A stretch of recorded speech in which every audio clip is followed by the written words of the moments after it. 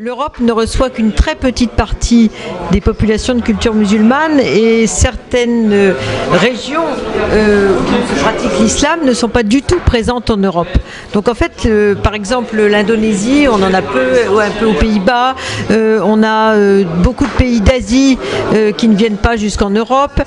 Donc l'Europe ne reçoit pour l'essentiel que une immigration de culture musulmane qui vient pour l'essentiel du Maghreb, de l'Afrique subsaharienne,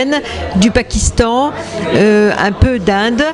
de Turquie, et l'essentiel de l'islam d'Europe aujourd'hui, parce que c'est pas seulement des gens qui viennent, mais c'est des gens qui s'installent, qui veulent être à la fois européens et musulmans,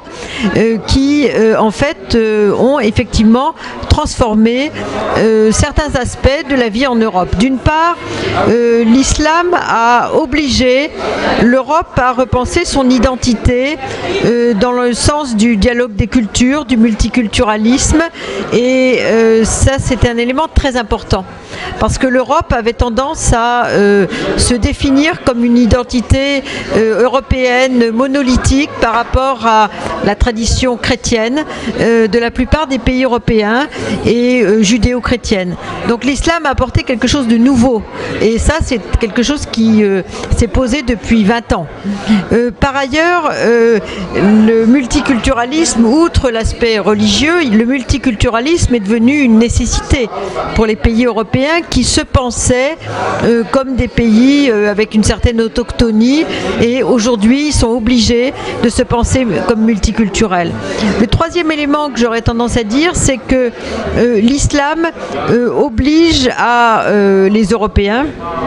à repenser la relation à l'autre, et notamment la question du racisme, des discriminations, du regard aussi de l'Europe sur l'islam comme un regard